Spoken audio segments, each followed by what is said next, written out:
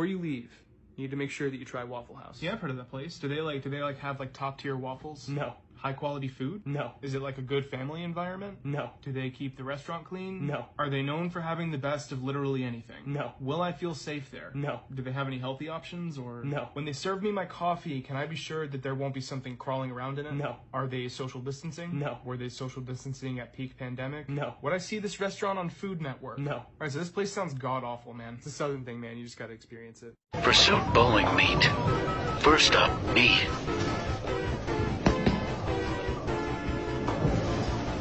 Next time. Okay, Raleigh, let's see what you can do. Beginner's luck. Take two.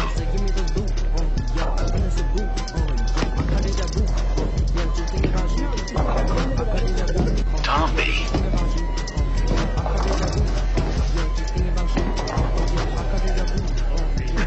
Lil Bug. I ain't swerving in the Audi, dodging paparazzi, I like all the Lambos, and all the Bugattis, got no competition, no one can stop me, No more messing around.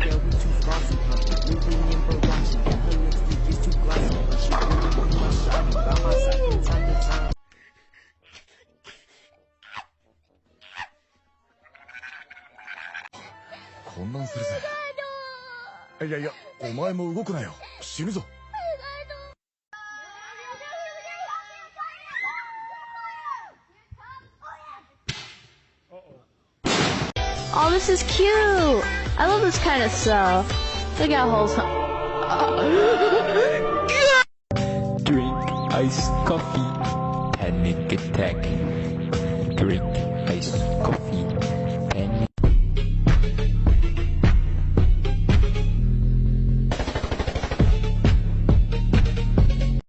Now skip to my loo.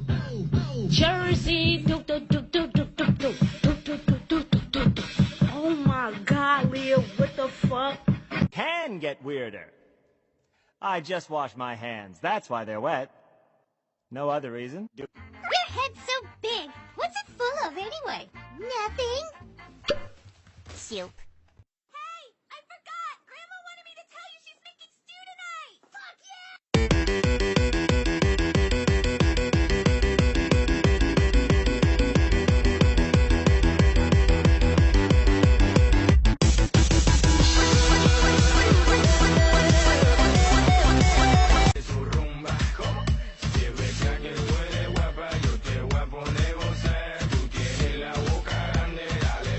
A jugar.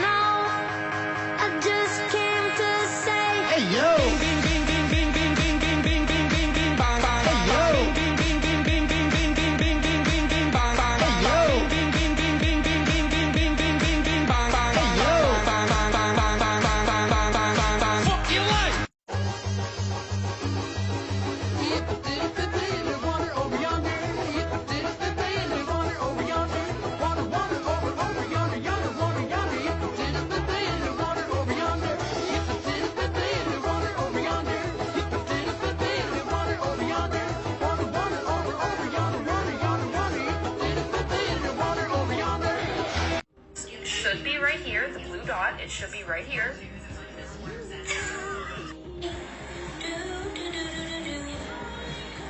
Like this.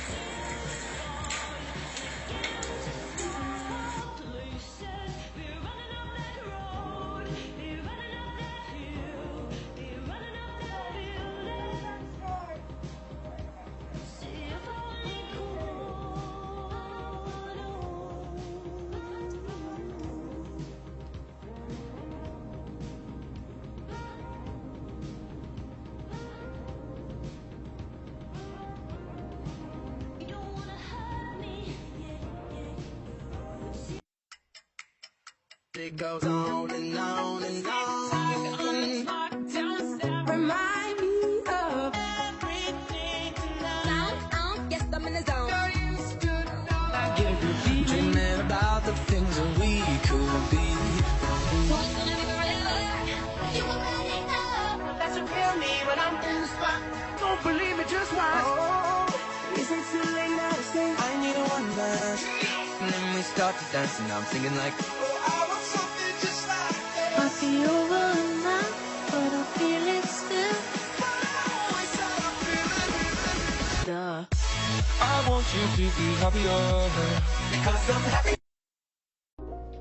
Hi guys, I'm on TikTok. I don't know how this works, but I'm gonna make some ears for this suit. So I've got a general idea of what I want, and I'm basically just gonna pin it on and like see how it looks, and if it works out, then I'm gonna transfer it to foam. Looks good. Alright, I've made my ears. I put a little bit of stabilizer like in between, hoping that it'll keep them straight because these ears are like pretty big and I don't want them like flopping over. Gluing the ears down, and I also made sure to trim like around the edges so that it wasn't like as harsh. If your ears are curving forward, try taking a piece of fleece and tacking it down and pull it and it'll be a lot straighter. You can see the difference between this one and that one. All done. I'm gonna start furring them probably like next week, so stay tuned. Quick tutorial on spots. Trace the pattern, don't forget your guidelines. With your spot color, you will cut around the outside of your guideline. Just like this. Don't forget to pull out the remaining fur from that raw edge. With your other color, you will do the exact same thing, but cut to the inside of your guideline. And again, pull the loose fur from your raw edge. Move the fur, and then place your spot, lining up your marks.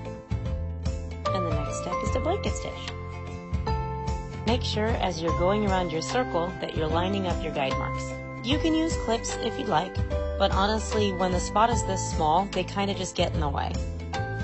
I use a double knotted blanket stitch for all of my hand sewing.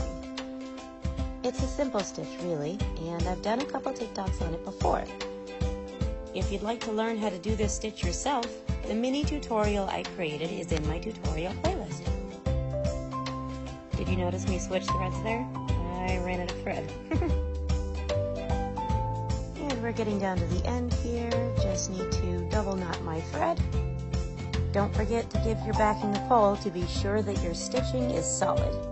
Happy creating! Does everyone remember this suit? You might be thinking to yourself, wasn't it actually sold? Why do I keep wearing it in TikToks? Well, technically, it was sold. Here's the story. Last year in August, I sold this pre-made parcel for $1,750. Cool, right? That's what I thought too. The buyer put down about $300 first, but then they ended up having to go on a short payment plan. I'm sure you already know what happened next.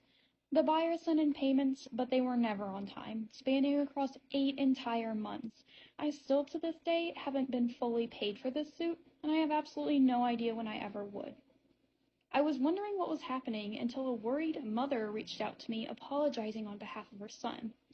Yep, it ended up being a 13-year-old that bought my pre-made. Now I can see two sides to this situation.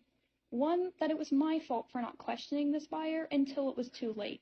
And the other, the kid's fault for clearly purchasing something that they couldn't actually pay. I've definitely learned my lesson with this pre-made. I'm going to be much more strict on payment plans from here on out, so I'm definitely going to see some forms of ID. In the end, another buyer reached out to me asking about the Starry pre-made, ready to pay in full. I took this offer because I had no idea when I was ever going to get paid in full from the other underage buyer. I messaged the mother of the kid giving them two options. One is to completely refund them in full and go on about my life in peace. And the other is to make the kid a new head inspired by the Starry partial with the money they have paid so far. I just hate for the kid to be sad that they didn't get the suit.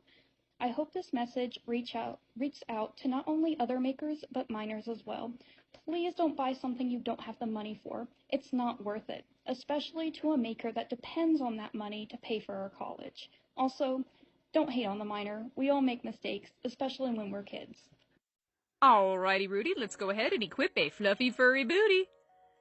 Now, I have my Under Armour and my balaclava on to keep the sweat out of my beautiful bodysuit and protect it for many years to come. And you'll notice that she's currently missing her feet and her tail. I'm going to remedy that because her tail and feet are actually zip-on parts. This is something new that I tried with her suit, and I absolutely love how it looks because it completes that seamless connection, and it still enables everything to be machine washable.